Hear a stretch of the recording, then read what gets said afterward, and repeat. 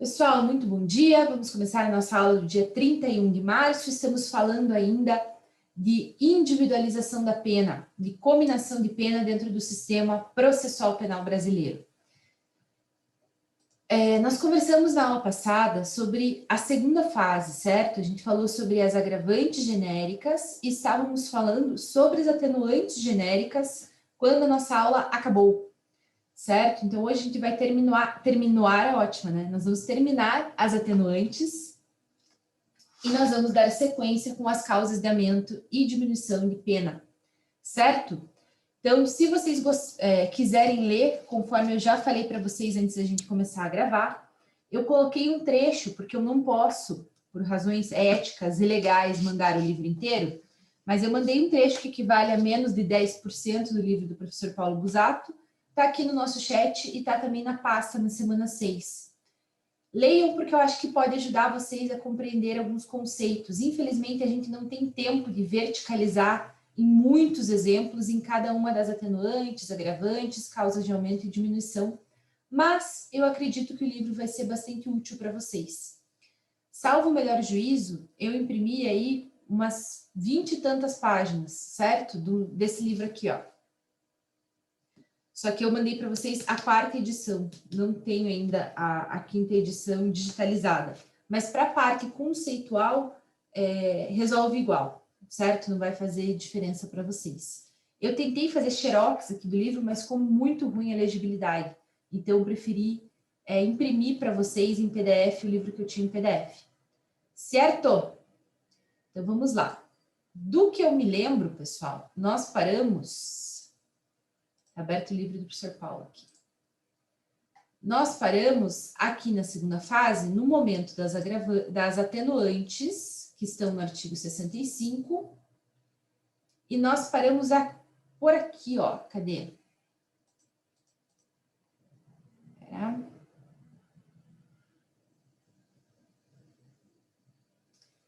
Nós paramos aqui na confissão espontânea.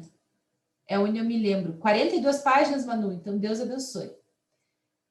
Eu achava que tinha sido umas 20 e pouco. Que bom que o livro dele é gigante, eu ainda estou nos 10%. Tem 800 e poucas páginas do livro.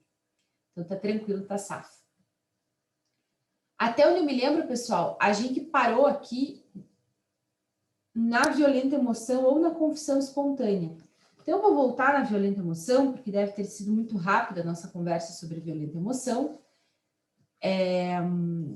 E daí a gente dá continuidade, beleza? Então abram lá o código de vocês no artigo 65. Ô, professora, deu nem tempo da gente respirar, hein? Chegou com os dois pés no peito hoje. Acordei mais cedo, gente. Estou acordada já desde o começo da aula. Vamos lá. Artigo 65, inciso 3, letra C. Cometido crime sobre coação a que poderia resistir, incumprimento de ordem de autoridade superior ou sob violenta emoção provocada por ato injusto da vítima. Salvo o melhor juízo, nós paramos por aí, pessoal, falando de violenta emoção. Pergunto para vocês, da aula passada ficou alguma dúvida sobre a violenta emoção? Tudo tranquilo? Conseguiram entender? A violenta emoção, pessoal, provocada ali por ato injusto da vítima, ela diz respeito a uma atuação impulsiva, como nós falamos na aula passada, derivada de emoção, ainda que não seja um descontrole completo, né? Então, o ato injusto da vítima, ele deve existir objetivamente. Então, uma provocação em um bar, enquanto a outra vítima estava junto. Acho que foi esse o exemplo que eu dei na segunda-feira, né? Então, eu fico provocando, irritando, provocando, ofendendo, até o momento em que a gente tem uma irritação por parte do autor. É claro que a irritação por parte do autor não vai absolvê-lo, certo? Mas ela funciona como uma diminuição de pena. Então, a injusta provocação, ela surge nesse tipo de situação, certo? Em que nós temos que reconhecer que houve uma provocação por parte da vítima. Agora, pessoal, a gente vem aqui para a linha D, confessado espontaneamente perante a autoridade a autoria do crime. Pessoal, a confissão espontânea, ela é comunicada ao réu quando do interrogatório como uma dessas atenuantes genéricas. Então, o juiz normalmente vai falar para o réu a seguinte frase no início do interrogatório: Senhor Éric Alexandre de Freitas Dias, o senhor tem ciência das acusações que recaem sobre o senhor? Ele vai responder que sim ou que não. Se responder que não, a gente vai ler a denúncia para ele. O senhor, então, tem o direito de permanecer em silêncio, como conversou com o seu advogado, mas saiba desde já que, caso decida confessar o delito, a confissão é uma circunstância que irá atenuar a sua pena. Então, caso o senhor deseje falar, esse é o momento da sua defesa pessoal, esse é o momento da sua defesa individual, o senhor tem o direito de se manifestar. Foi o senhor que cometeu esse crime? E daí o juiz abre a oportunidade da atenuante da confissão. A atenuante da confissão, jurisprudencialmente, ela vai ser aplicada ainda que o réu confesse parcialmente, certo? Então, vamos supor que o réu seja acusado de 2 roubos. E daí ele chega e fala o seguinte: o primeiro roubo fui eu que fiz. O segundo roubo eu não tenho nada a ver. Beleza, a gente vai aplicar a confissão com relação ao primeiro fato e não aplicar com relação ao segundo fato. Não tem problema nenhum a confissão ser parcial. Ela vai ser aplicada de acordo com a maneira como realizada. Para além disso, pessoal, se eu estiver falando muito rápido, me interrompam, tá? Para além disso, a confissão, ela também pode ser, além de parcial, nesse sentido, né, de você confessar apenas um dos fatos, ela ainda pode ser parcial no seguinte sentido. Nós estamos falando, por exemplo, de uma lesão corporal, né?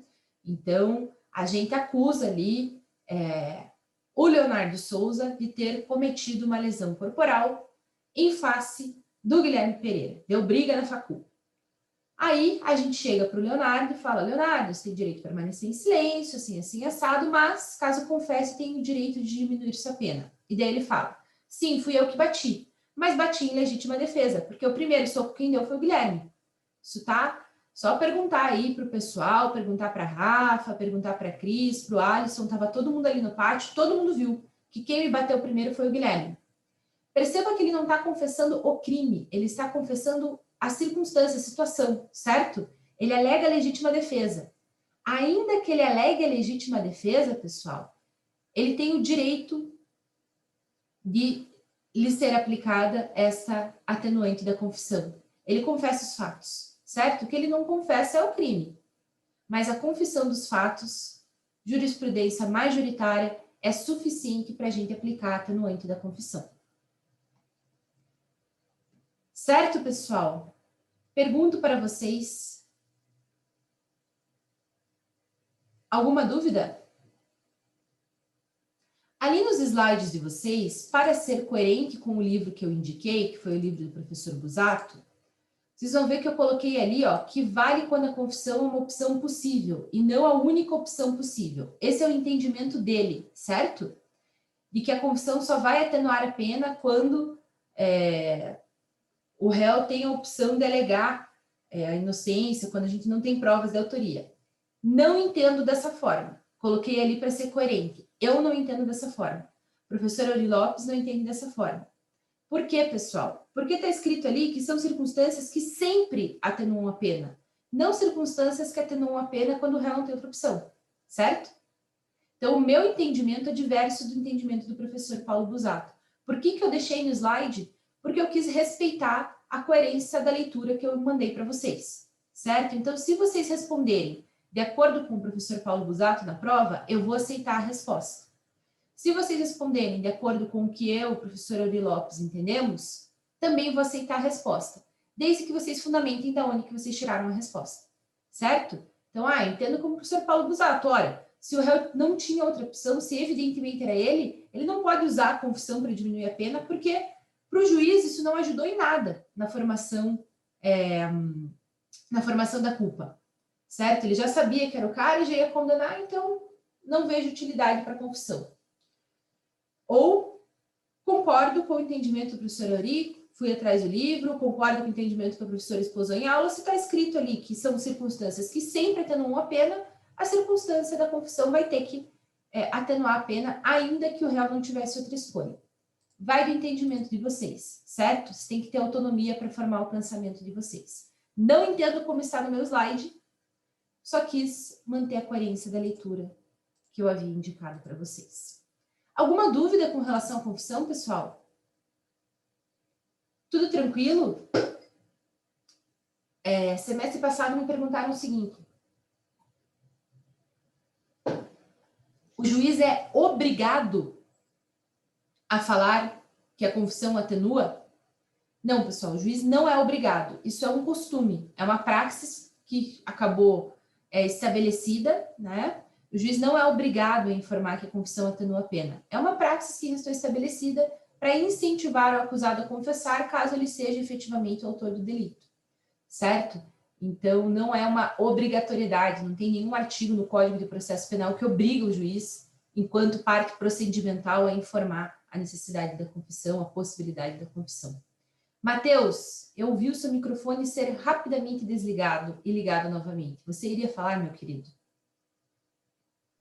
Foi um misclick.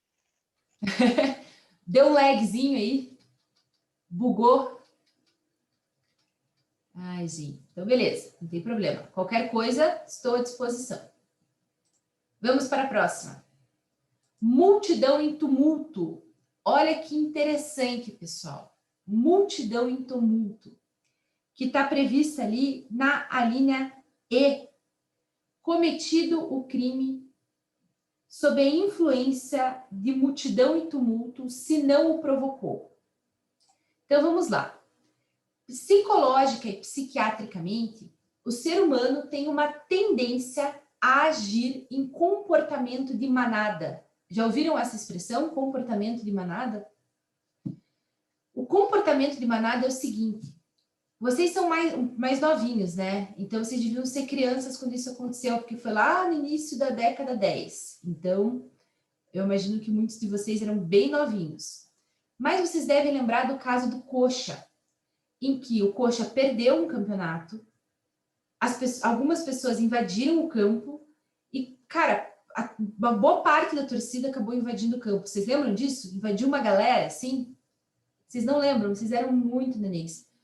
Pesquisem no Google, que vocês vão achar bastante coisa sobre o material. Então, o que aconteceu? O Coxa perdeu o campeonato, foi rebaixado. Ó, o Felipe lembra. O Coxa foi rebaixado e a torcida ficou, gente, assim, empolvorosa. Senhora, você usa esse exemplo porque você é atleticana? Sim e não. Sim, eu sou atleticana, não eu uso porque é um excelente exemplo. É um baita exemplo de comportamento de manada. E algumas pessoas, principalmente aquelas da torcida ali, as mais, né, ligadas ao... Eu fico passando a mão no meu cabelo, gente, porque eu sempre tive cabelo curto.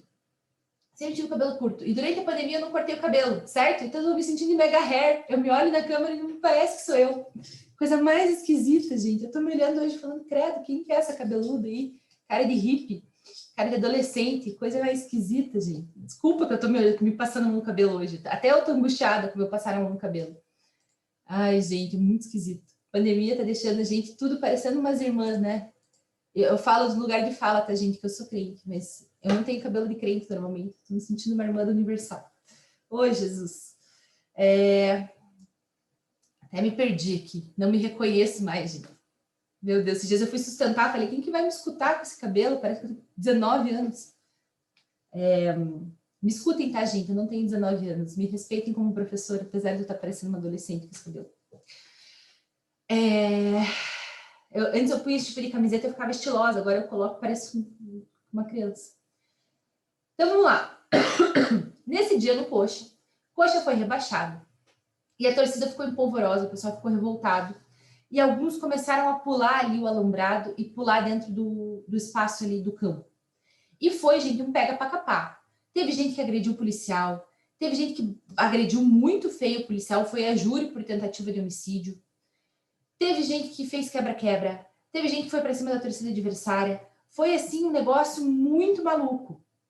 E há evidências no estudo da psicologia que o ser humano tem uma tendência ao comportamento de manada. Você vê todo mundo fazendo alguma coisa e você é tomado por um sentimento de querer fazer também. E aquilo se torna um sentimento quase que inevitável, que é o comportamento de manada. Certo? Então, naquela data, pessoal, muita gente agiu por impulso, pelo impulso dos demais estarem cometendo aquele comportamento. O comportamento de manada, ele atenua a pena, ele diminui a pena, porque a gente entende que aquela pessoa, ela agiu de uma forma quase que instintiva, quase que animal. Ela vai lá e se comporta igual todo mundo está se comportando. No caso do Coxa, pessoal, virou um processo de júri e agora não lembro quantos réus tinham, mas deviam ser alguns, porque eu não tenho certeza se o professor Pontaroli estava nesse processo, mas a minha amiga Thaís Matarassade estava nesse processo. Quem mais que estava no processo? Eu acho que o Daledoni estava no processo. Tinha muito advogado, porque tinha muita gente no processo, mesmo com ele cindido, né? Então, algumas pessoas responderam por tentativa de homicídio, outras pessoas responderam por lesão corporal, algumas responderam pelo crime de dano, e foi um processo bastante interessante que deu muito pano para manga aqui no Paraná, porque, enfim, algumas discussões interessantes foram travadas. O juiz da causa, nós vamos aprender isso em processo penal. No rito do júri, pessoal, e em qualquer rito, na verdade, que tenha vítima, o Ministério Público pode pedir uma reparação pecuniária para a vítima ou para os familiares da vítima, incluindo no rito do júri. E nessa oportunidade, o juiz condenou os réus que foram condenados ao pagamento de uma indenização para o Coxa,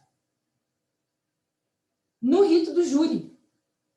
E daí isso deu o que falar, porque assim, o Coxa não é vítima de tentativa de homicídio, o Coxa não é vítima de lesão corporal, certo? Então, essa discussão sobre os valores da condenação também foi muito rica, travada aqui no nosso TJ Paraná.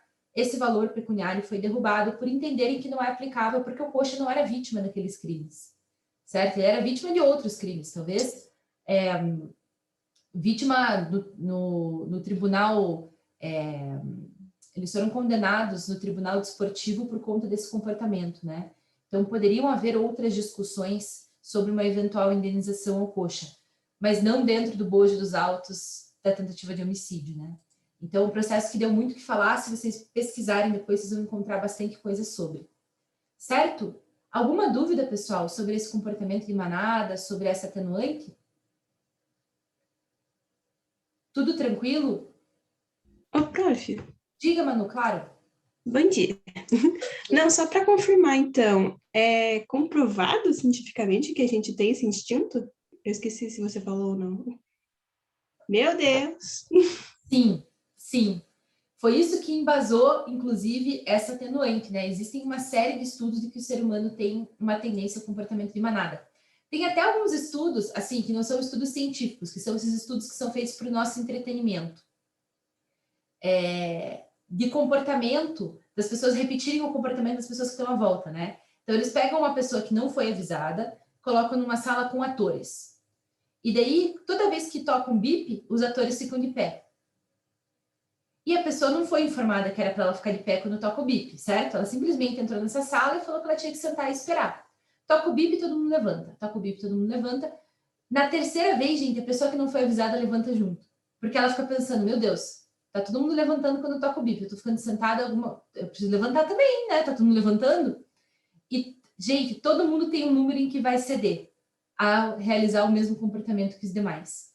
É muito interessante. É claro que um estudo como esse que eu tô falando não é um estudo científico, é um estudo desses que eles fazem, assim, que vira série de Netflix, sabe? Aliás, tem uma série de Netflix que eu vou indicar, não tem nada a ver com direito penal, tá? Mas que pode ter a ver com comportamento de manada. Deixa eu ver o nome em português. A tradução é literal. 100 humanos, assim, ó. 100 de número. 100 humanos. 100 humans. É muito divertido, porque eles fazem esse tipo de teste, assim, para saber como as pessoas se comportam, umas coisas bem bobinhas, não tem cientificidade nenhuma, por mais que eles tentem dar um ar de cientificidade, vestem lá as pessoas de jaleco, não sei o que, não é científico, porque a metodologia deles é bem questionável, mas é bem divertido você ver como as pessoas se comportam em situações e como que elas vão reagir, né? Daí tem 100 humanos de idades diferentes, crianças diferentes, você vê lá desde daquela galera de cabeça raspada, toda tatuada, descolada, até os senhorzinhos idosos, assim. E daí eles tentam testar o comportamento dessas pessoas em situações diferentes, assim. Até perguntas muito absurdas de como elas colocam o rolo do papel higiênico para criar porcentagens a partir disso, né? Como que fica o rolo do papel higiênico dentro do teu banheiro? Até as perguntas mais íntimas e absurdas, assim. Mandei no grupo a série. Legal, Carol, obrigada. Até as coisas mais absurdas e constrangedoras. Eu não queria ter participado, viu? Que eles perguntam para pessoas se depois que elas limpam o bumbum, elas olham o papel para ver se está limpo. E montam uma porcentagem em cima disso. Ai, gente, coisa absurda, né? Mas tem algumas coisas mais interessantes do que isso, tá, pessoal? É só para vocês entenderem o absurdo do negócio, assim, que nível que eles chegaram na série. Professora, Diga, Débora. uma curiosidade. Essa questão de efeito manada, tem um número que eles contam de pessoas para ter esse efeito manada? Por exemplo, que nem quando acontece de pegar um ladrão e tem um linchamento, né? Às vezes são 2, 3 pessoas, às vezes são 10. Existe um número que eles considerem? Puxa, Débora, que pergunta interessante. Nunca me fizeram essa pergunta e eu vou te dizer que eu nunca tinha parado para pensar nisso, em quantas pessoas são necessárias para um comportamento de manada. Eu acho que não tem essa resposta no livro do professor Paulo Busato. E eu não sei quantas pessoas são necessárias para considerar um tumulto. A lei não nos diz, né? Os livros eu acho que também não dizem para a gente quantas pessoas são necessárias. Vou até dar uma olhada aqui no livro do professor Busato. Eu penso, né, que às vezes acontece esses casos não só de linchamento de ladrão, mas que nem aqueles skinheads que pegam, né, e vão lá e batem numa pessoa, né, aqueles pró-nazistas, eles podem alegar isso, tipo um efeito manada e ter sua pena atenuada. Não podem? Puxa, eu nunca tinha parado para pensar nisso, Débora. Vamos lá.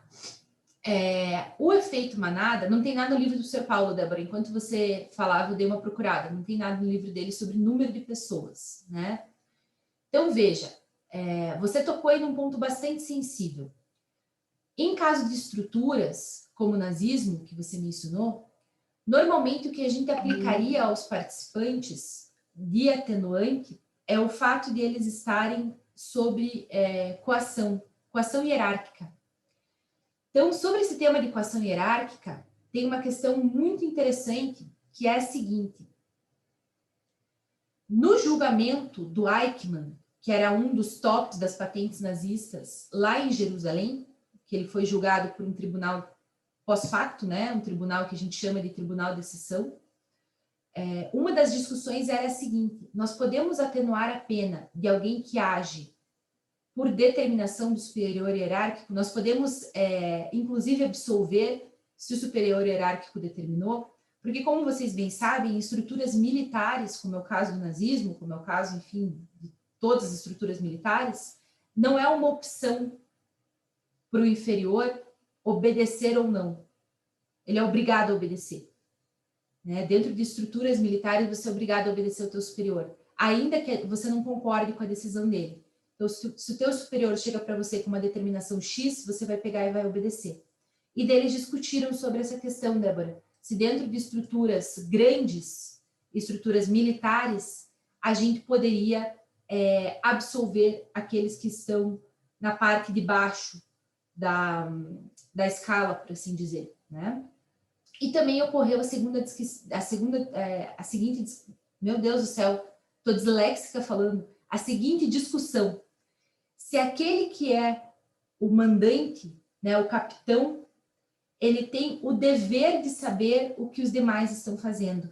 E é dentro desse contexto, Débora, que surge a teoria do domínio do fato, que foi aplicada aqui no Brasil para fins políticos, dentro da Lava Jato, dentro do Mensalão, mas que surge, na verdade, como uma necessidade dentro do contexto de estruturas hierárquicas e dentro do contexto militar. Então, dentro do contexto militar, a gente tem uma situação muito específica, em que as pessoas que são mandadas não podem dizer não, e as pessoas que mandam necessariamente sabem do que está acontecendo, por conta da característica da estrutura. Então, dentro de um exemplo como o teu, exemplo nazista, a gente seguramente puniria todos os mandantes por toda a responsabilidade daqueles que estão abaixo. Ainda que eles não sejam os executores, em inglês eles falam should have known, deveria saber. Ele deveria saber o que os mandados fazem dentro da estrutura hierárquica militar, porque isso faz parte da natureza militar. Enquanto os de baixo não podem ter uma responsabilidade muito significativa dentro desse comportamento, porque eles respeitam a autoridade. Por isso que existe essa minorante aqui, ter o agente cometido crime em cumprimento de ordem de autoridade superior. É essa a origem, ali na linha C. Né? Então, nesses contextos específicos de estrutura militar, Débora, a minha resposta seria essa. A gente não tem um comportamento de manada, a gente tem uma estrutura militar posta que deve ser respeitada. E daí você pergunta para mim, tá, professora, mas o pessoal que era cidadão e participou, eles poderiam ter uma atenuante por comportamento de manada? E eu te digo, Débora, essa tua pergunta é uma pergunta muito mais filosófica do que propriamente técnica penal. É uma pergunta muito filosófica. A gente pode excusar um cidadão que participa do movimento eugenista porque dentro daquele contexto ele estava tendo um comportamento de manada? Eu acho essa pergunta muito mais filosófica. E eu acho que você se beneficiaria e gostaria muito de ler um livro da Hannah Arendt, que vai discutir isso que você está falando. Obrigada pela resposta, professora. Que se chama... Foi completa, Débora? Que se chama Eichmann em Jerusalém. Porque ela discute... Ai, ficou errado o nome. Cliquei num R ali sem querer. Não é Erikman, é Eichmann. Eichmann em Jerusalém.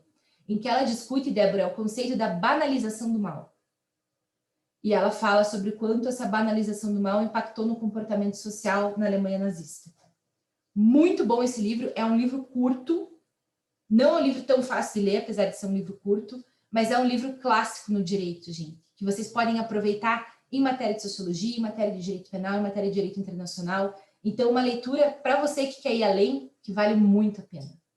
E que vai ter essas discussões de comportamento de manada nesse tipo de contexto. Diga, Débora. Obrigada, professora. Mas eu estou com obra do lado de casa e tá terrível de escutar aqui também. Ai, tadinho, eu imagino, eu tô com obra aqui. Duas, uma na frente e uma do lado. Eu tô com obra, gente, no apartamento da frente do meu. Aqui são 3 por andar e o apartamento na frente do meu. Quando começou a pandemia, eu decidi mudar de um apartamento novo e menor para um mais antigo e bem maior. A minha sorte é que esses apartamentos antigos têm parede de verdade, né? Não é aquela parede drywall, é umas paredonas, assim, que eu tenho a impressão que se cair uma bomba, meu apartamento continua de pé. Negócio sinistro, assim. Então, a gente não escuta a obra, é do outro lado aqui.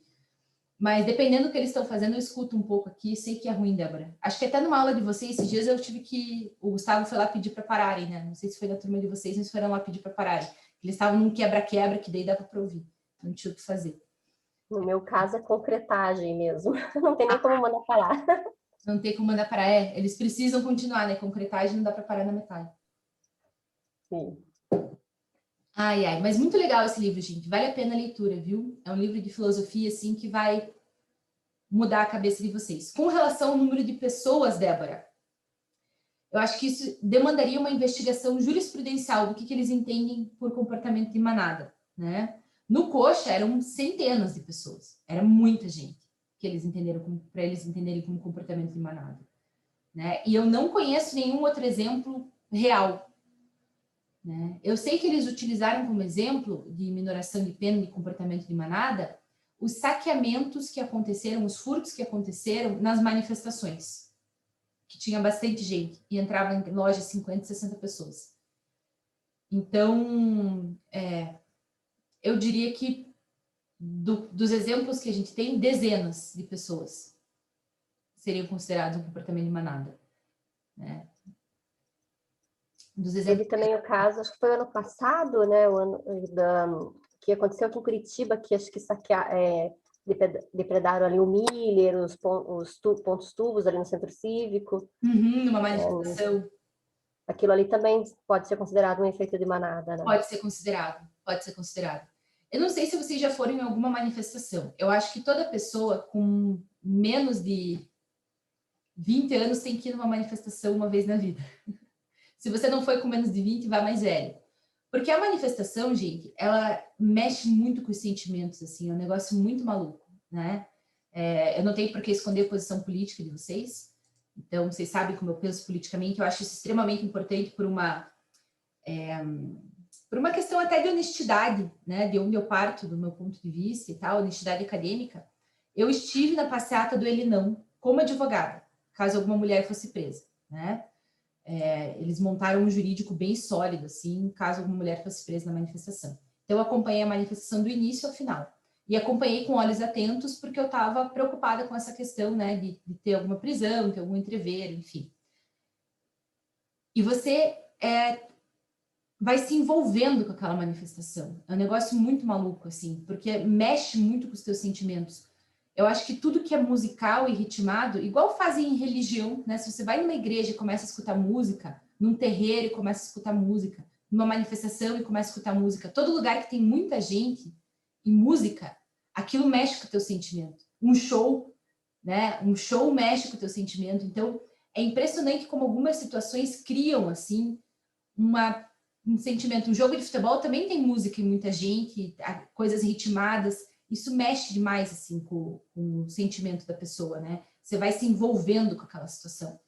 Então, é muito interessante como esses comportamentos de manada acontecem nessas situações. Show, jogo de futebol, manifestação, situações que envolvem muita gente, assim, e essa coisa de sentimento, de música, de repetição, né? É muito, muito, muito interessante. Manu, será que valeria para aquelas pessoas que roubam carga de caminhão tombado? Vale. Esse é um outro exemplo que a gente tem na doutrina. Tombou o caminhão, né? Espalhou aquele monte de latinha de Skol. Vai a galera assim, começa a colocar latinha. Também vale para quando tomba caminhão de carga.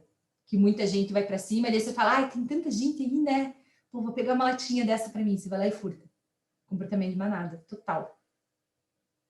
Eu acho muito interessante, gente. Eu acho muito interessante que o nosso Código Penal tenha tido a preocupação de tratar disso. Né? De pensar, poxa, né, todos nós estamos sujeitos a entrar num comportamento de manada. Vamos diminuir a pena aqui das pessoas que cometem comportamento de manada. E por fim, pessoal, cadê que os slides? Já perdi eles. Estão aqui. E por fim, pessoal, a gente tem outra circunstância relevante, né? A gente tem essa circunstância genérica. Então, existe a possibilidade, né, ali no artigo 66, da pena ainda ser atenuada em razão de circunstância relevante anterior ou posterior ao crime, embora não prevista expressamente em lei. Então, nós temos aqui uma norma penal em branco que nos dá a possibilidade de atenuar a pena caso a gente reconheça alguma situação equivalente a essas que a gente conversou, né? Multidão e tumulto, confissão espontânea, violenta emoção, coação irresistível, reparação do dano, desconhecimento da lei, menor de 21, enfim, alguma situação parecida com essas que conversamos e que possibilitem a diminuição da pena com o mesmo raciocínio.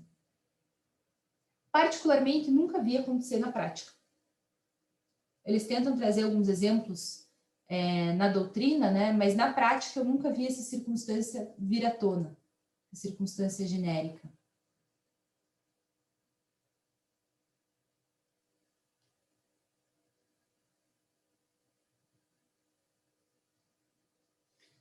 O Busato traz no livro dele, fui aqui consultar, a vulnerabilidade social do réu. Então, ele diz que essa vem sendo aplicada na jurisprudência, vulnerabilidade social do réu, a condição de vulnerabilidade social do réu enquanto uma atenuante genérica. Particularmente, nunca vi acontecer na prática, mas é um exemplo interessante. Certo, pessoal? Alguma dúvida com relação às atenuantes e agravantes que vocês gostariam de tirar? Tudo tranquilo? Vocês vão ver, pessoal, quando vocês forem ler o livro do Busato, que alguns exemplos que eu usei estão lá, que tem alguns exemplos que eu não usei, alguns exemplos novos, né? Então, eu acho que vale a pena fazer a leitura. Vale muito a pena fazer a leitura. Por que os meus slides têm tanto conteúdo do professor Paulo Busato, gente? Por que eu uso o livro dele? Quando eu comecei, eu sempre fui professora de processo penal, não de direito penal, certo? Sempre dei aula de processo penal, sempre fui processualista. E quando eu fui dar aula de direito material, eu fiquei desesperada. E, meu Deus do céu, isso aqui, por mais que faça parte da minha prática, né? Não é algo que eu dou aula. E ele me cedeu os slides dele, ele me cedeu o conteúdo de material dele. Nada como ter bons contatos na vida, né, pessoal? Então, por ele ser procurador, promotor, nem sempre eu concordo com a forma que ele pensa, porque é claro que na qualidade de advogada eu parto de uma visão ainda mais garantista, parto de uma visão ainda mais crítica ao direito penal, por conta do meu local de fala, por assim dizer, né? Mas o livro dele realmente é o melhor livro que a gente tem de direito penal, um dos mais completos.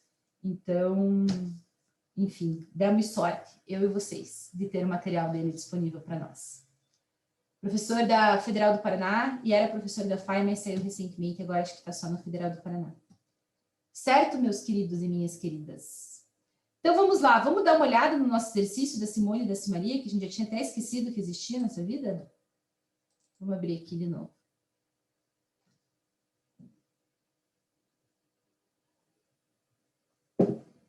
A gente tinha calculado, pessoal, deixa eu compartilhar aqui com vocês, a pena base delas, certo? Então, a gente tinha deixado a pena base, salvo o melhor juízo, em 2 anos e 9 meses. A gente tinha aumentado 9 meses para cada uma. Então, partimos de 2 anos e 9 meses. Vamos ver o que a gente tem de informação aqui, pessoal, que possa estar relacionada à segunda fase da pena. Então, vamos lá. Irmãs formaram dupla voltada à prática de furtos qualificados durante o repouso noturno de suas vítimas. Simone tem 19 anos, é primária, tem bons antecedentes. Simaria tem 24 anos, é reincidente em crimes dolosos e confessou espontaneamente todos os crimes. Pessoal, nós temos aqui a agravante da reincidência e a atenuante da confissão. E agora, José, o que a gente faz quando a gente tem uma atenuante e uma agravante? Faz antes atenuante, depois agravante, antes agravante, depois atenuante? Vamos ler juntos ali o artigo 67, concurso de circunstâncias agravantes e atenuantes. Vamos lá. No concurso de agravantes e atenuantes, a pena deve aproximar-se do limite indicado pelas circunstâncias preponderantes, entendendo-se como tais as que resultam dos motivos determinantes do crime, da personalidade do agente e da reincidência. E daí, nós temos também no Código uma referência a uma súmula, a súmula 241 do STJ. Certo? Vamos dar uma olhadinha nessa súmula, pessoal? Vou abrir aqui para vocês olharem também.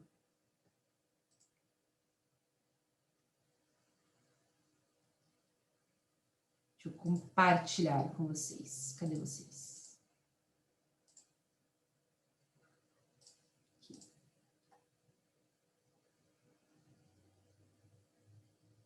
Olha que legal, gente. No STJ, a gente tem esses informativos sobre as súmulas. Estão vendo aqui? Súmula 241. Deixa eu aumentar, porque alguns de vocês assistem no celular, aí fica punk, né? Súmula 241. A reincidência penal não pode ser considerada como circunstância agravante e, simultaneamente, como circunstância judicial. Lembra que eu falei para vocês sobre o bis in idem? Que a gente não pode aumentar lá nas circunstâncias que dizem respeito aos antecedentes e também na reincidência? Então, a gente tem essa preocupação. Quais são as soluções possíveis, pessoal, para a gente conseguir aplicar essa reincidência junto com a atenuante da confissão? Então, normalmente, quando a gente tem concurso de atenuante e agravante, uma das opções que a gente tem, prestem muita atenção, gente, para não se confundir. Uma das opções que a gente tem é usar a reincidência na pena base e usar daí a atenuante para diminuir a pena. Isso é o que mais vai diminuir a pena. Isso é minoritaríssimo. Pouquíssimos juízes fazem isso. A segunda opção que a gente tem é compensar. É falar, eu aumentaria a pena por causa da reincidência, mas eu diminuiria por causa da confissão. Quando eu compenso, ela vai ficar no 0 a 0, certo? Essa é a posição majoritária. É o que vocês vão ver com mais incidência. O juiz compensando agravante e atenuante.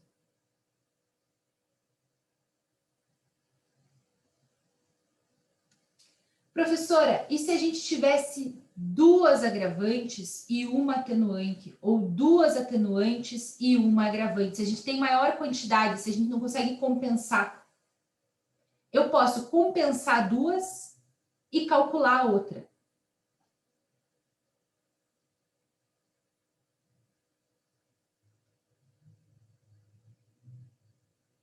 Certo? Então, por exemplo, vamos supor não, acho que ela é, né? Vamos olhar aqui. É reincidente em crimes dolosos. Está no plural, né? Dá a impressão que ela é... Podia ter sido mais cuidadosa aqui, né? Falado que ela tem 2 ou 3 condenações aqui. Eu quis deixar esse exercício mais simples possível. Mas vamos supor que ela tivesse 2 condenações. Ou seja, ela é multireincidente. Ela tem mais de uma reincidência. A gente pode compensar uma reincidência com a confissão e aumentar a pena pela outra reincidência. Certo? Certo, professora, só pode repetir uma coisa? Claro. A primeira opção? A primeira opção. Primeira opção, é. Vamos lá. Que eu não consegui pegar. Sem problemas, Nicole. Alguns juízes, Nicole, eles fazem o seguinte. Como a gente tem que compensar nessa fase, eles consideram a reincidência lá nos antecedentes. E daí, eles diminuem a pena por conta da atenuante. Eles não compensam. Particularmente, eu considero essa forma de cálculo errada. Por que eu estou contando para vocês que existe? Porque talvez vocês vão pesquisar sentença, vão pesquisar na internet, às vezes vocês veem vídeo do YouTube, do professor dando aula de dosimetria, e o cara fala para vocês, para não ter que compensar, usa a reincidência lá na pena base. Já vi aulas de YouTube falando isso. Por que eu considero equivocado? Porque nós temos já posto o que é agravante, que é a reincidência, e o que é pena base, que são os antecedentes, que é para antes dos 5 anos, certo? Condenações mais antigas. Então, pessoal, eu particularmente não acho essa opção correta, tá? Mas ela existe. Ela é uma opção que vocês vão encontrar em julgados, que vocês vão encontrar em sentenças. Eu prefiro a forma da compensação, se a gente tem mais de uma. Eu acho que faz mais sentido você compensar. Beleza? Professora, e quanto de pena que eu vou aumentar se eu precisar aumentar? Não diz aqui pra gente 3/5, 1/6. Não diz que eu devo diminuir 1 ano, 2 anos. Como que eu vou aumentar ou diminuir? Nós não temos regra, pessoal. A única regra, vejam lá no material que eu disponibilizei para vocês, a única regra é que eu não posso ir abaixo do mínimo legal ou acima do máximo legal. Inclusive, eu coloco aqui para vocês a súmula 231 do STJ. A incidência da circunstância atenuante não pode conduzir à redução da pena abaixo do mínimo legal. Certo? Mesmo raciocínio, não pode ir acima do máximo legal.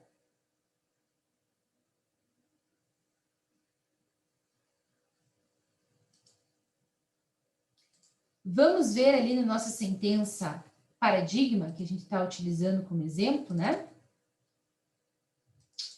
Para ver o que o juiz que a gente está estudando fez nesse caso. Vou aumentar aqui e compartilhar com vocês. Para baixo já.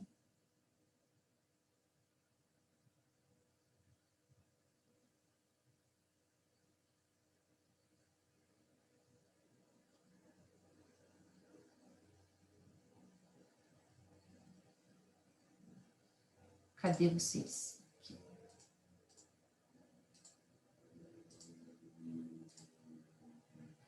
Então, vamos lá. A gente já tinha visto aqui como ele calculou, né, a pena base. Então, considera-se 1/8 correspondente à quantidade de rúbricas aferíveis no 59 sobre o intervalo de tempo entre o mínimo e o máximo da pena privativa de liberdade.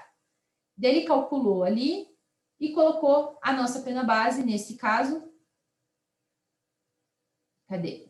Tarará. Como 5 anos e 6 meses de reclusão. Então, é disso que a gente vai partir para calcular aqui a segunda fase. Segundo o critério trifásico descrito no artigo 68 do Código Penal, aplicam-se as agravantes relativas à reincidência a se considerar condenação anterior transitada em julgado também pelo delito de roubo perante a 14ª Vara Criminal. Aplica-se igualmente a agravante inscrita no artigo 61, inciso 2, a linha H, tendo em vista que o delito foi cometido contra a mulher grávida, tendo o réu desferido um soco em sua face. Eleva-se a pena base de 1 ano e 53 dias multas para cada circunstância agravante. Da onde que ele tirou esse número, gente? Foi o número que ele escolheu, certo? Em contrapartida, aplica-se a atenuante relativa à confissão espontânea, com diminuição de 1 ano de reclusão e 53 dias multa. Então, ele decidiu, dentro do cálculo dele, que 1 ano e 53 dias multa seria o quanto ele aplicaria para cada atenuante agravante. Compensou a reincidência com a confissão e sobrou 1 ano para ele aumentar a pena. Então, de 5 anos e 6 meses, a gente foi para 6 anos e 6 meses. Certo? Da onde que ele tirou esse 1 ano, pessoal? Ele quis que fosse 1 ano para cada uma, certo? Professor, é muita liberdade. O que que eu vou fazer com essa tal liberdade? Muita liberdade, eu não sei. Vou inventar, vou tirar da cartola que seja razoável. Certo? Seja razoável. Muita responsabilidade. Muita discricionalidade que um juiz tem na mão. Né, pessoal? Muita responsabilidade. E por que é tanta discricionalidade, gente? Porque, gente, pode ser que essa grávida esteja numa gravidez de risco. Ou pode ser que ela seja uma grávida super saudável, grávida de 3 meses. O juiz vai escolher se ele vai aumentar 1 ano ou 1 ano e meio, a depender do que ele observa daquela situação específica. Vejam que na primeira fase, na pena base, eu dei regras para vocês bem estritas, né? Eles vão pegar aquele número, vão dividir e tal, que é o que a jurisprudência paranaense tem aceitado mais. Nem todo mundo usa essas regras tão estritas, mas é porque dá alguma segurança, alguma estrutura para a sentença de vocês, certo? Tem jurisprudência do TJ Paraná, vocês conseguem fazer esse cálculo de uma maneira mais tranquila. Agora, na segunda fase, a gente não tem uma jurisprudência, a gente não tem um cálculo já consagrado para a segunda fase. Então, usem o bom senso de vocês. Mais importante é vocês fundamentarem por que vocês estão aplicando aquela atenuante ou aquela agravante. Então, como que vai ficar aqui no nosso exemplo, no nosso caso que a gente está trabalhando da Simone e da Simaria? Cadê elas? Aqui. Vocês não vão fazer nada na segunda fase para Simone, lá que não se aplicam as circunstâncias atenuantes e agravantes. E para Simaria, vocês vão colocar que verifica-se a existência de reincidência em crimes dolosos, de sorte que é aplicável o artigo 65, inciso... 65 não. O artigo 63 do Código Penal, cumulado com o artigo 61, inciso 1º, bem como é aplicável o artigo 65, inciso D. Ela é reincidente e confessou, compensando-se agravante e atenuante. As duas vão ficar com a mesma pena base, certo? Nenhuma delas vai ser afetada. Por que eu dei 2 exemplos tão diferentes para vocês, pessoal? Já vou te passar a palavra, Nicole. Por que eu dei 2 exemplos tão diferentes para vocês que levam no mesmo lugar? Professora, as duas estão com a mesma pena e uma é totalmente diferente da outra. Pois bem. Ah, esqueci da Simone do fato dela ser menor de idade, né? É disso que você ia falar, Nicole? Também era isso, mas também era outra coisa. Então vamos lá, a Simone é menor de idade, eu tinha esquecido que ela tem 19 anos. Então vamos lá, a Simone está com 2 anos e 9 meses. Ela é menor de idade. Posso diminuir aquém do mínimo legal? Não posso. Posso diminuir 6 meses? Posso. Posso diminuir os 9 meses que eu tinha acrescentado? Posso. Então, na Simone, vocês têm que diminuir a pena por conta da minoridade. 65, inciso 1º. Desculpa, pessoal, eu esqueci que a Simone era menininha de tudo. Já a Simaria não é menor de idade, mas ela tem a compensação aqui entre a reincidência e a confissão. Diga, Nicole. Professora, então nesse caso aqui, por exemplo, ali no artigo 155, tem o parágrafo 1º, que diz que a pena aumenta-se 1/3 no repouso noturno. Então, isso não seria uma agravante? Não, isso não seria uma agravante, nem uma atenuante. Ah, entendi. Porque aqui diz, aqui especifica o quanto a gente aumenta a pena, né? Sim. É uma causa. Então, nem... É uma causa. Desculpa, pode falar, professora. Desculpa, querida. Como tem esse atraso, a gente fica se interrompendo mesmo, não tem problema. É o delay do Zoom. A gente tem ali, né? Você estava lendo, vamos lá.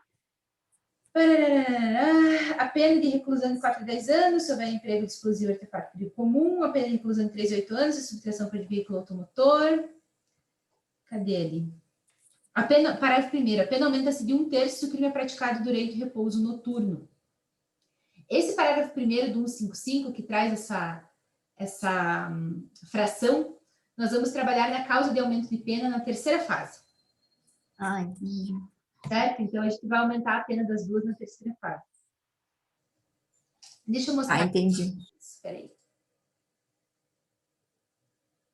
Olhem lá, gente. Aqui na terceira fase, no material de vocês, eu trago exemplos de causa de diminuição e de aumento.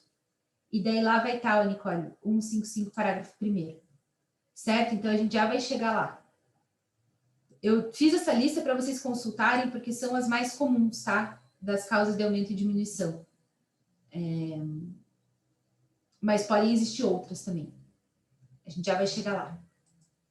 Certo, gente? Então, a gente diminuiria a pena da Simone pela minoridade e a pena da Simaria ficaria na mesma. Aumenta pelo fato dela ser reincidente e diminui pelo fato de ela ter confessado espontaneamente.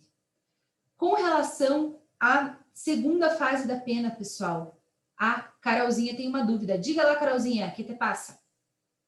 Professora, então, na mesma medida que a pena aumenta, a gente vai diminuir, né? Você falou que a gente aumenta à medida que a gente acha o certo. Então, se eu vou aumentar a pena dela porque ela é reincidente, vamos por 1 ano, eu tenho que diminuir 1 ano por ela ter confessado ou eu posso diminuir menos? Você pode diminuir menos. Veja, é consagrado na doutrina e na jurisprudência você compensar a confissão com a reincidência. Mas não tem nada legalmente que te impeça de achar a reincidência mais grave do que a confissão ajuda e você diminuir, sei lá, aumentar 9 meses pela reincidência e diminuir 6 pela confissão. Só que daí você vai ter que fundamentar. Certo? Ah, entendi. Fundamentar. Lá, ela é reincidente específica, o que denota que ela está voltada para a prática de crimes patrimoniais e exige uma maior reprovabilidade, razão pela qual aumento em 9 meses e diminuo só 6, não vou compensar.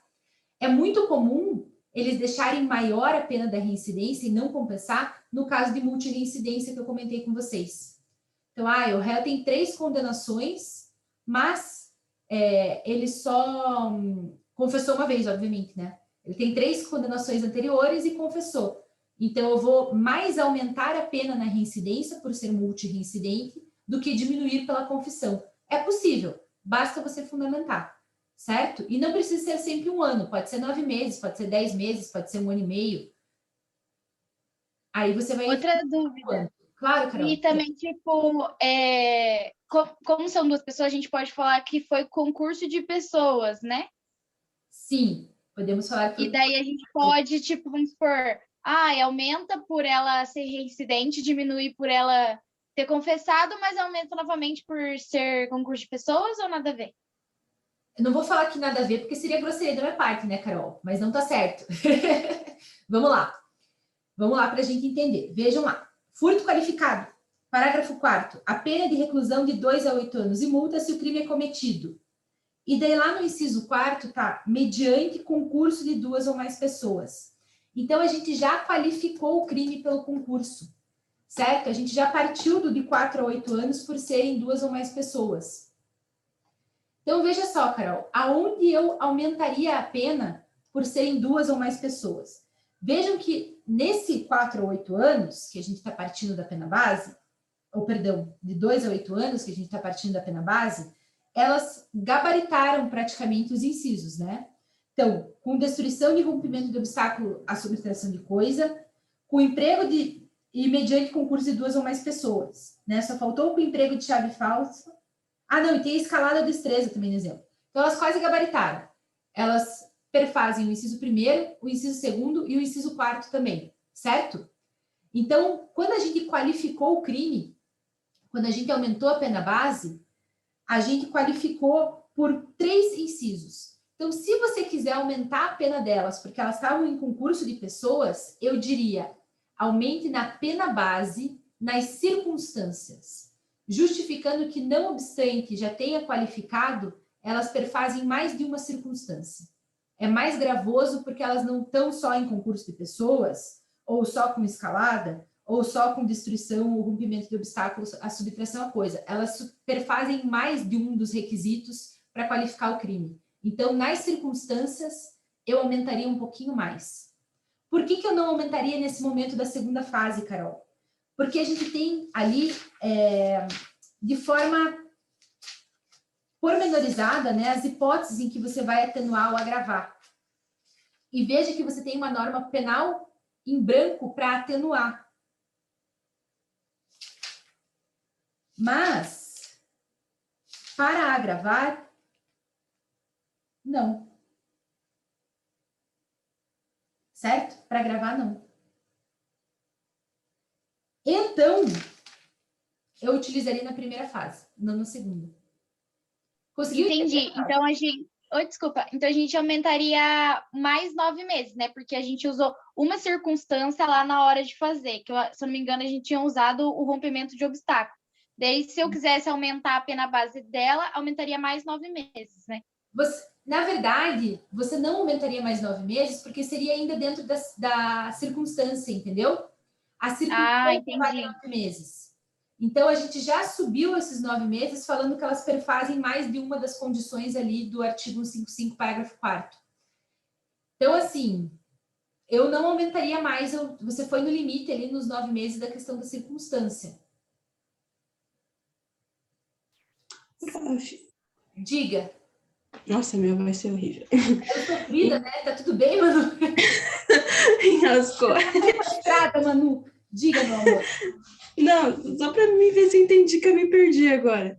Então, as circunstâncias ali dos incisos, todos eles valem 9 meses, não é que cada um vale 9 meses. Então, porque como você... Peraí, pode falar. misturou a pena base com a segunda fase. Então, vamos lá. Quando a Carol perguntou para mim se ela poderia aumentar na segunda fase, falei, Carol, não acho o mais adequado. Acho mais adequado aumentar na primeira fase, que é quando a gente está falando de pena base do artigo 59.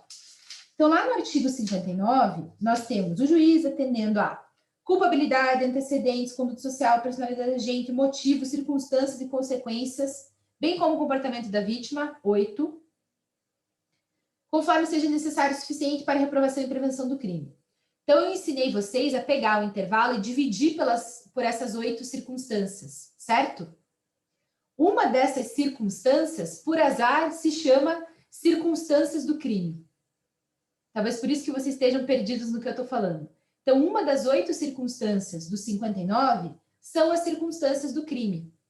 E eu recomendei que vocês aumentassem as circunstâncias do crime por conta do fato das circunstâncias serem mais graves, de fato, né? Elas não perfizeram apenas um dos incisos da qualificadora ali, que aumentou a pena base. Elas perfizeram 3, não 2. Perfizeram 3. De sorte que as circunstâncias do crime são mais reprováveis do que normalmente seriam, né? Elas se utilizaram da escalada, estavam em mais de uma pessoa, etc. Professora, poderia utilizar um inciso para aumentar as circunstâncias em 9 meses e o outro inciso para falar de culpabilidade? Até poderia, de repente, Carol, você pega um desses incisos e coloca, elas agirem em concurso de pessoas, em mais de 3 situações, tal, aumentaria na culpabilidade. Eu não julgaria o mais correto. Eu acho que dizem respeito às circunstâncias e eu aumentaria no máximo os 9 meses ali, das circunstâncias relativas às circunstâncias. Espirrar. Desculpa, gente, estava com vontade de espirrar há muito tempo. Saúde. Obrigada. Quando eu durmo muito perto dos gatos, eu acordo com muita rinite. Eu fico espirrando na aula. Então, eu aumentaria ali nas circunstâncias. Por que não aumento na segunda fase? Porque a gente não tem uma hipótese ali no artigo 62, nem no artigo 61, das circunstâncias agravantes, que traga para a gente uma circunstância específica. O que vocês poderiam fazer é o seguinte: a gente tem as agravantes no caso do concurso de pessoas, que a gente leu, né? Artigo 62. A pena ainda será agravada em relação a gente que promove, coage, extinga, executa o crime ou nele participa mediante paga ou promessa de recompensa. Se uma das duas tivesse organizado, tivesse essa informação que ela organizou o crime, certo? Que ela seria a mandante, que ela seria responsável por incentivar, por realizar, a gente poderia ter uma agravante no concurso de pessoas se ela fosse a mandante, mas não é o caso, certo? Então, a gente não vai mexer na questão de concurso de pessoas na segunda fase. Eu sei que está confuso, gente, mas a gente vai fazer mais exercícios e eu acho que vai ficar mais claro, tá? E vocês vão ter mais dúvidas, a gente vai tirar mais dúvidas, a gente vai fazer muito exercício ainda, fiquem bastante tranquilas. Beleza? Mais uma dúvida, Carol? Diga. Tá, esse não é dúvida, é mais ou menos para ver se eu entendi. Vamos supor, você acabou de falar que se tivesse a Simária, né, que é a mais velha. Vamos supor que ela é a mandante do crime. Se a Simone tivesse falado assim, não, eu só fiz o roubo porque ela pegou e falou que a gente tinha que fazer tal coisa, tipo, mostrar que a Simária era a cabeça do negócio, então a gente poderia usar essa agravante na segunda fase, né? Perfeito. Né? Sim. 100%, Carol. Você entendeu 100%. Diga, Manuzinha. Ai, Prof, desculpa voltar de novo. Não tem Mas problema. agora, ó, deixa eu ver, calma. Peraí que eu tô confusa agora, Jesus. Vai tranquilo. Então, a gente tem as 8 circunstâncias, né? Bonitinhas, as 8 lá. Daí a gente tem que ver se elas cumpriram as 8. Mas não quer dizer que as 8 valem 9 meses cada uma. Ah, não. Isso. Essas 8 valem 9 meses cada uma no exemplo da Simone e da Simaria. No exemplo delas. Tá? Não. Porque Sim, no exemplo delas. Porque a gente dividiu os valores e deu 9 meses. Mas se for um intervalo maior, pode ser 10 meses, pode ser 12 meses, pode ser 6 meses. Depende do intervalo. No exemplo delas é 9 meses. Mas eu não posso afirmar de forma peremptória que elas sempre valerão 9 meses. Não. Sim, no exemplo delas. Obrigada, doutora. Agora entrou. Isso que eu queria entender. Não, você entendeu, então. Tá tudo tranquilo. Beleza? Obrigada. Só cuidado que não necessariamente atenuante e agravante vão valer 9 meses. Atenuante e agravante vocês vão fundamentar da forma que vocês julgarem mais adequado. Beleza? Obrigada, Prof. Isso que eu tava confusa. Não, tá tudo tranquilo. É normal que seja confuso, gente. Vocês não precisam pedir desculpa para mim de fazer pergunta, porque dosimetria de pena é muito difícil. A gente tá matando um leão aqui. E realmente vão surgir dúvidas, e tá tudo bem. Mais alguma dúvida, pessoal? Tudo tranquilo? Vocês que ficam muito quietos aí, tão vivos, estão respirando, estão entendendo? Eric, Vitória, Cris, William, Matheus, Guilherme, Léo, todo mundo comigo, todo mundo entendendo. Então, beleza, queridos. Então, tá bom. Qualquer coisa, me peçam socorro, viu? Vocês não precisam... É o mesmo valor a faculdade, com vocês perguntando, não fazendo pergunta, tá? A gente não cobra extra pela pergunta, então pode perguntar à vontade, é all inclusive, é free refill, certo? Pode fazer quantas perguntas quiser. Tô brincando, gente, é que vocês ficam quietos, eu fico preocupada. Eu não estou entendendo, a Flávia falou. Beleza, Flávia. Vamos fazer a terceira fase? Professora, vai repassar tudo junto. Diga, alguém... você vai repassar depois? Gente, a gente vai repassar isso. É porque eu perdi a aula da pena base. Ah, tá bom. Não, Passa então, internet, né, no dia. Daí eu YouTube. tava estudando mais por conta própria, daí eu fiquei com algumas dúvidas. Mas assista no YouTube a aula, William, que vale a pena, eu acho, para você se localizar. E nós vamos fazer vários exercícios. Nós vamos repassar esse caminho 1 bilhão de vezes, até vocês falarem, professora, eu não aguento mais, eu já entendi, eu não sou idiota, pelo amor de Deus, largue do meu pé. Certo? Perfeito. De pegar nesse nível, eu paro de fazer exercício com vocês. Graças a Perfeito, Deus. obrigado. Amém. De nada, meu querido. Vai dar tudo certo, gente. Vamos só vencer a terceira fase, que daí eu acho que vai ficar mais fácil.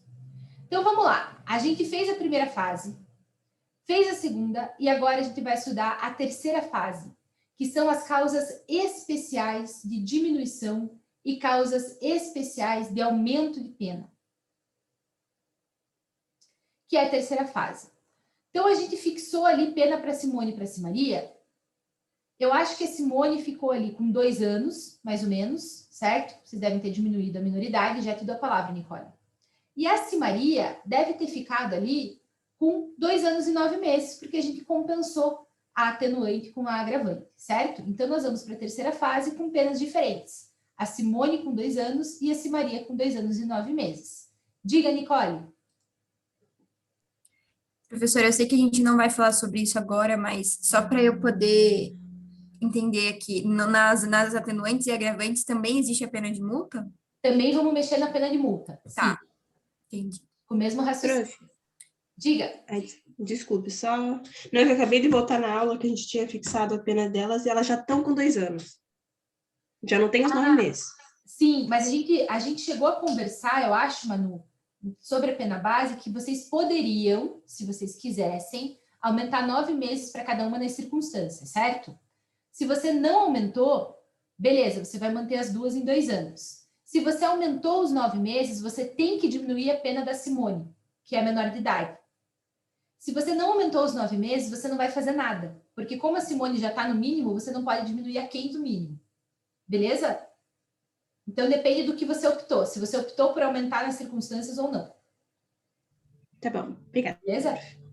Mais alguma coisa, Professora, Nicole? sim, eu estava revendo aqui também, a gente aumentou na culpabilidade, não na Foi na circunstância. culpabilidade? Então, pode ser, não tem problema. Veja, são 2 situações. Vamos ler lá no 155. Pode ser na culpabilidade, não tem problema. Porque a gente aumentou na culpabilidade o fato delas usarem mais de um inciso ali do... Dizendo que é mais culpável. Pode ser, também pode ser nas Isso. circunstâncias do crime, dizendo que o crime envolve mais artífices ou mais uma complexidade criminosa maior, de sorte que nas circunstâncias do crime você vai tornar mais reprovável. Não tem problema, só são fundamentações diferentes.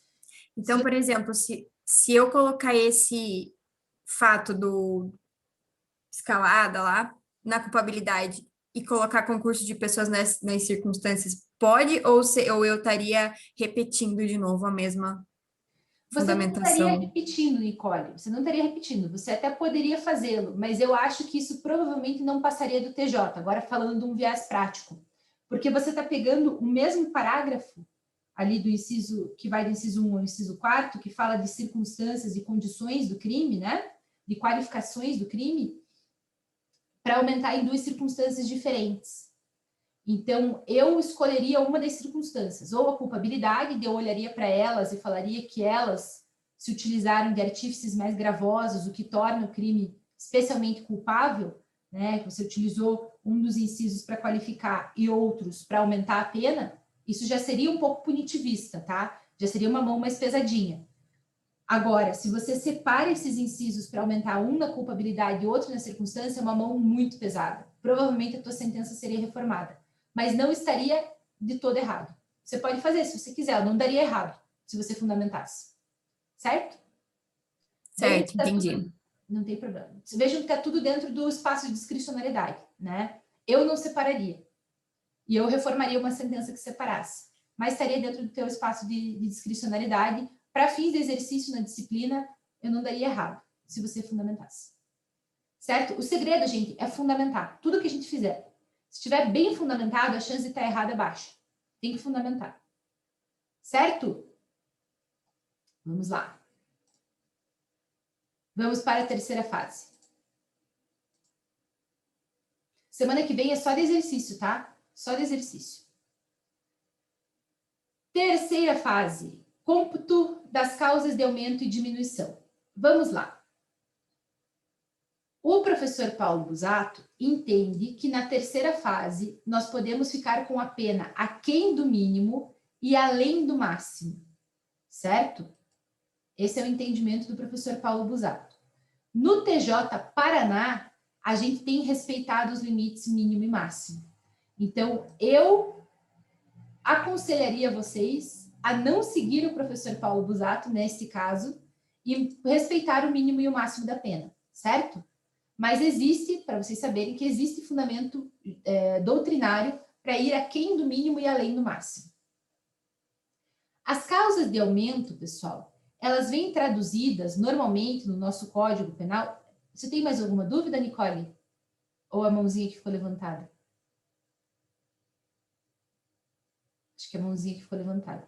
Eu esqueci de abaixar, desculpa. Não tem problema, porque eu não sabia se essa era a mãozinha passada ou uma mãozinha futura. Não tem crise nenhuma, querido. Então, normalmente, elas estão espalhadas pelo código e elas estarão dentro do tipo penal, certo? Estarão dentro do tipo penal. Então, um exemplo que a gente tem é justamente esse que a Nicole chamou a atenção, o 155, parágrafo 1º. A pena aumenta-se de 1/3 se o crime é praticado durante o repouso noturno, certo? Então, a gente tem uma causa especial de aumento de pena, ali no parágrafo 1º do artigo 155. E nós temos diversos exemplos espalhados pelo Código. Normalmente, as causas de aumento e de diminuição, elas vêm expressas em frações. Aumenta-se de 1/3, diminui-se até a metade, aumenta-se até a metade, e assim por diante. Então, pessoal, o que eu fiz na aula de hoje foi colocar alguns exemplos para vocês no nosso slide, né? Então, causas de aumento, tem lá no artigo 121, parágrafo 4º, artigo 157, aqui era o parágrafo 1º, tá? Tá errado. Parágrafo 1º, não, 157 é o roubo. Parágrafo 2º, vamos ver o 157, parágrafo 2º. Cadê? A pena aumenta-se de 1/3 até a metade no roubo. Tá vendo ali? Se há o concurso de 2 ou mais pessoas, se a vítima está em serviço de transporte de valores, se a subtração for de veículo automotor, se o agente mantém a vítima em seu poder, restringindo a liberdade e assim por diante. Então, nós temos causas de aumento por todos os tipos penais e um dos exemplos é o que a gente tem no nosso exercício 155, parágrafo 1º. Para além das causas de aumento especiais, que eu coloquei uma série de exemplos para vocês, cadê? Uma série de exemplos para vocês aqui.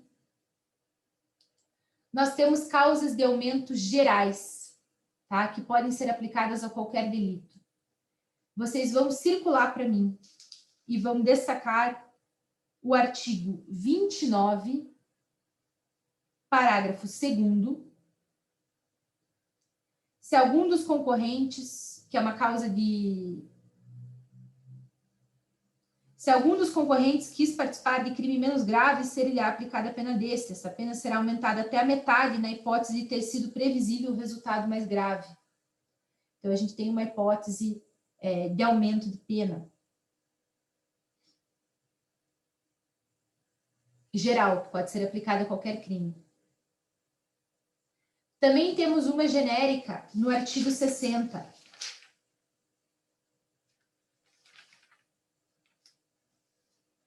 Parágrafo 1º, essa relacionada à pena de multa.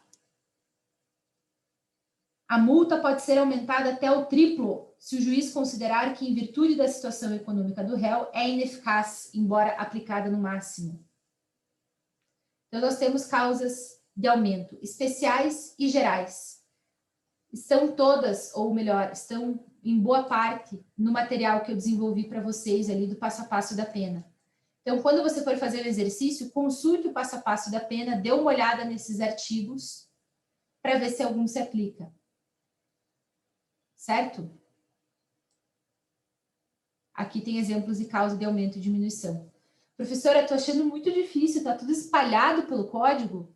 Pois é, pessoal, está tudo espalhado pelo código.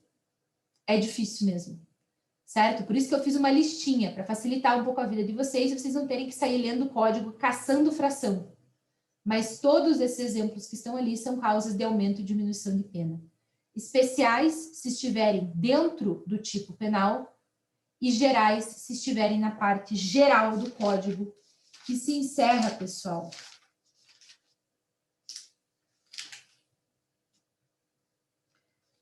no artigo 121. Certo? Diga, Manu, que levantou a mão primeiro, e depois a Nicole. Fala, Manu. Prof, eu estava olhando, né, todas as semanas que a gente tem ali ainda, e eu vi que em várias você já colocou vários exercícios para a gente fazer.